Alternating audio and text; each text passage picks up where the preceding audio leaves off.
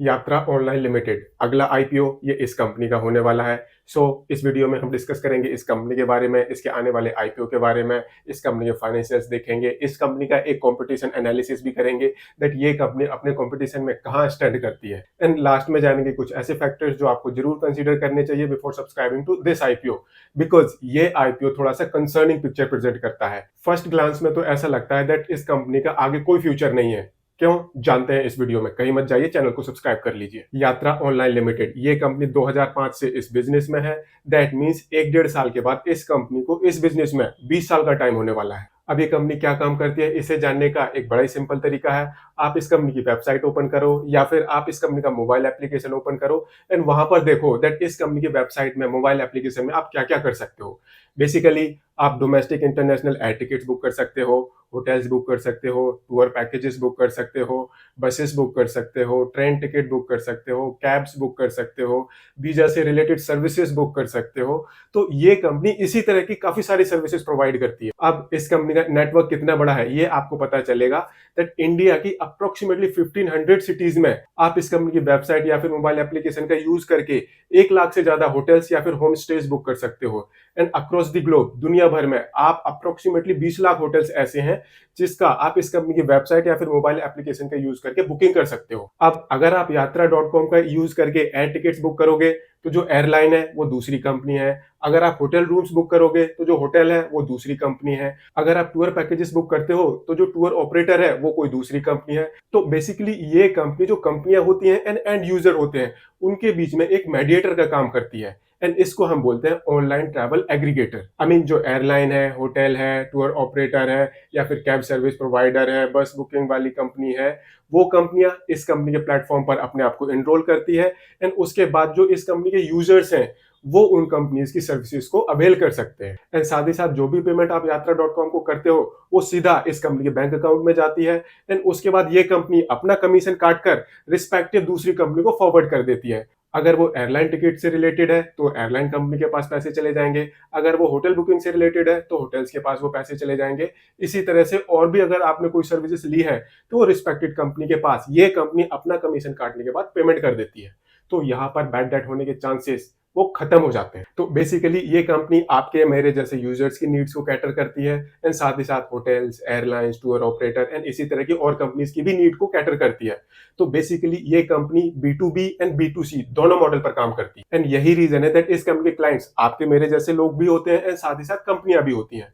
तो इस कंपनी के अप्रोक्सीमेटली 800 इस कंपनी के कॉर्पोरेट क्लाइंट्स हैं एंड आपके और मेरे जैसे अप्रोक्सीमेटली 50,000 यूजर्स हैं। अब जो इस कंपनी की टोटल रेवेन्यू है उसका अप्रोक्सीमेटली 47% वो एयर टिकट की बुकिंग के थ्रू आता है एंड ऐसे ही इस कंपनी की अप्रोक्सीमेटली 38% रेवेन्यू वो होटल्स या फिर टूर पैकेजेस की बुकिंग के थ्रू आते हैं। एंड जो इस कंपनी के मार्जिन होते हैं एयर टिकट्स के ऊपर, होटल्स या फिर टूर पैकेजेस के ऊपर, वो कंटिन्यूसली धीरे धीरे नीचे आते जा रहे हैं। ये इस कंपनी का एक ब्रीफ बिजनेस प्रोफाइल था जो अपने आप में काफी अच्छी पिक्चर प्रेजेंट करता है बिकॉज ये इस कंपनी का एक ब्रीफ बिजनेस प्रोफाइल था जो कि अपने आप में काफी अच्छी पिक्चर प्रेजेंट करता है। अब देखते हैं इस कंपनी के फाइनेंशियल्स, दैट ये कंपनी के फाइनेंशियल्स इस कंपनी के बारे में क्या बताते हैं।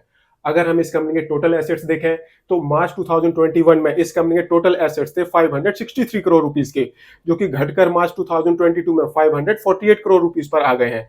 बट ये वापस ऊपर गए हैं मार्च 2023 में एंड यहाँ पर इस कंपनी के टोटल एसेट्स ये 681 करोड़ रुपीस पर पहुंच गए हैं। ऐसे ही अगर हम इस कंपनी की रेवेन्यू देखें तो मार्च 2021 में इस कंपनी की रेवेन्यू थी 144 करोड़ रुपीस की, जो कि बढ़कर मार्च 2022 में 219 करोड़ रुपीस पर पहुंच गई है एंड जो कि फर्दर आगे और इंक्रीज हुई है, ये मार्च 2023 में 397 करोड़ रुपीस के आसपास पहुंच गई है। दैट मींस इस कंपनी की टोटल रेवेन्यू इसमें अच्छा खासा ग्रोथ देखने को मिल रहा है। बट अगर हम इस कंपनी के प्रॉफिट देखते हैं तो वहां पर एक कंसर्निंग पिक्चर नजर आती है बिकॉज मार्च 2021 में इस कंपनी का टोटल लॉस था 119 करोड़ रुपीस का, जो कम होकर मार्च 2022 में 31 करोड़ रुपीस का लॉस रह गया था एंड मार्च 2023 में इस कंपनी ने प्रॉफिट क्लॉक किया है। आई मीन मार्च 2023 में इस कंपनी ने 8 करोड़ का प्रॉफिट क्लॉक किया है।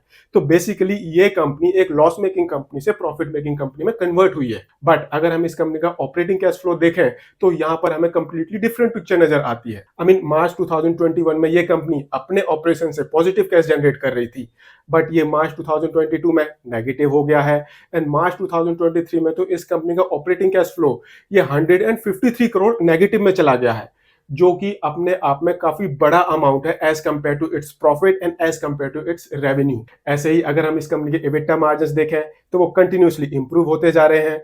मार्च 2021 में इस कंपनी के एबिटा मार्जिन्स नेगेटिव थे, जो कि मार्च 2021 में 16% के आसपास पहुंच गए हैं। पॉजिटिव रहे 16.23%, जो कि फर्दर मार्जिनली बढ़े हैं मार्च 2023 में।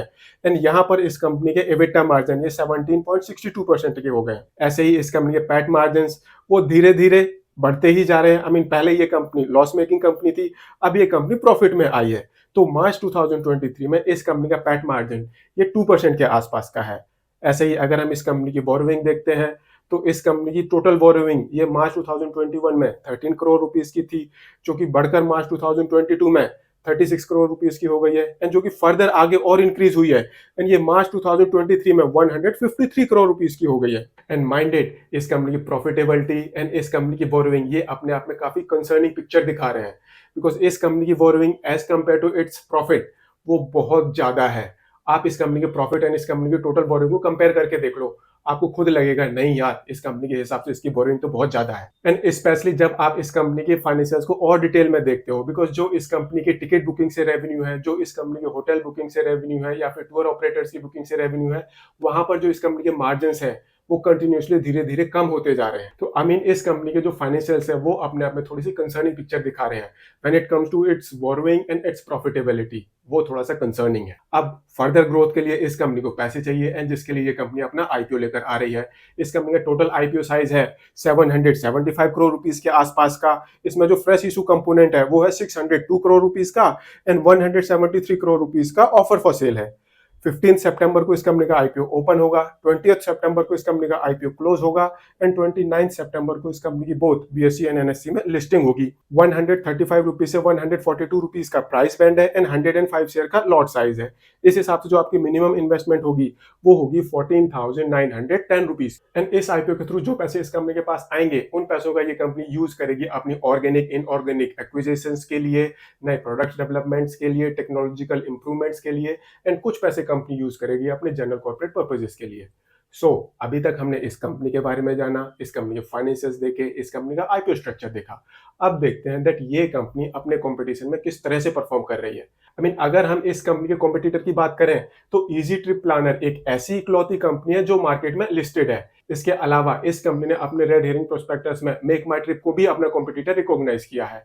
हम यहाँ पर इस कंपनी को कंपेयर करेंगे इजी ट्रिप प्लानर के साथ, बिकॉज वो इकलौती एक ऐसी कंपनी है जो अभी स्टॉक एक्सचेंजेस में लिस्टेड है। तो अब अगर हम इस कंपनी को अपने कंपटीशन में gross booking amount wise compare करें तो इजी ट्रिप प्लानर इस कंपनी से ऑलमोस्ट डबल के आसपास है। ऑन दी अदर हैंड अगर हम इस कंपनी को इजी ट्रिप प्लानर्स के साथ रेवेन्यू वाइज कंपेयर करें तो वहां पर ये दोनों कंपनियां ऑलमोस्ट बराबर कंपनियां नजर आती हैं। ऐसे ही अगर हम इनको प्रॉफिटेबिलिटी वाइज देखें तो इजी ट्रिप प्लानर वो इस कंपनी से कहीं बेटर कंपनी है। अभी तक हमने इस कंपनी के बारे में जाना, इस कंपनी के फाइनेंसेस देखे, इस कंपनी का आईपीओ स्ट्रक्चर देखा, एंड साथ ही साथ इस कंपनी को अपने कॉम्पिटिशन में कंपेयर भी किया दैट ये कंपनी अपने कॉम्पिटिशन में कहाँ स्टैंड करती है।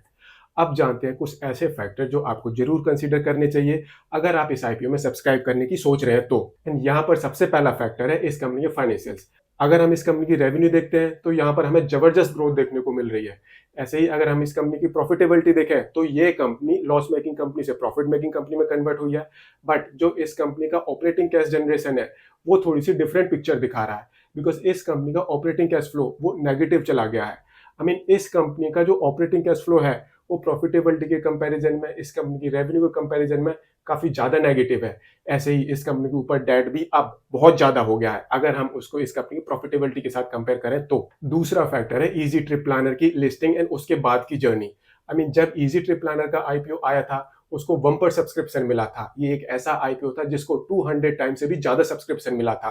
एंड जब उस आईपीओ की लिस्टिंग हुई थी तो one of the worst listing हुई थी उन आईपीओस की जिनको 200 या फिर उससे ज्यादा सब्सक्रिप्शन मिला था। बट उसके बाद में जो उस कंपनी के शेयर ने वन वे रैली दिखाई थी वो काफी अच्छी थी। लिस्टिंग के कुछ टाइम बाद उस कंपनी के शेयर ने इन्वेस्टर को काफी अच्छे रिटर्न्स दिए थे। अभी इजी ट्रिप प्लानर का शेयर थोड़ा सा स्ट्रगल कर रहा है, एंड ऐसे टाइम में ये कंपनी अपना आईपीओ लेकर आ रही है। अगला फैक्टर है इस कंपनी का ओएफएस कंपोजिशन। जो शेयर होल्डर्स इस कंपनी के ओएफएस में पार्ट ले रहे हैं उसमें जो टीएचसीएल है वो approximately cost to cost value पर अपने शेयर्स को मार्केट में ऑफर कर रहा है। ऑन दी अदर हैंड जो भंडारा ट्रस्ट है वो तो हैवी डिस्काउंट पर अपने शेयर्स को पब्लिक को ऑफर कर रहा है। क्या इस कंपनी के अंदर कुछ ऐसा है जो नॉर्मल इन्वेस्टर्स को नहीं पता? एंड यही रीजन है दैट जो इस कंपनी के एग्जिस्टिंग शेयर होल्डर्स हैं, जो ऑफर फॉर सेल में पार्टिसिपेट कर रहे हैं, या तो वो अपने शेयर्स को कॉस्ट टू कॉस्ट वैल्यू पर ऑफर कर रहे हैं या फिर हैवी डिस्काउंट पर ऑफर कर रहे हैं। ऐसा हमें पास्ट में कम ही देखने को मिला है दैट जो कंपनी के एग्जिस्टिंग शेयर होल्डर्स हैं, वो अपने शेयर्स को आईपीओ के थ्रू मार्केट में या तो कॉस्ट टू कॉस्ट वैल्यू पर ऑफर कर रहे हैं या फिर सिग्निफिकेंट डिस्काउंट पर ऑफर कर रहे हैं। एंड ये दिखाता है दैट जो कंपनी के एग्जिस्टिंग शेयर होल्डर्स हैं, उनको कंपनी पर कॉन्फिडेंस तो बिल्कुल भी नहीं है। अब ये कहीं से भी आपको इस आईपीओ को सब्सक्राइब करने की या फिर ना करने की एडवाइस तो बिल्कुल भी नहीं है।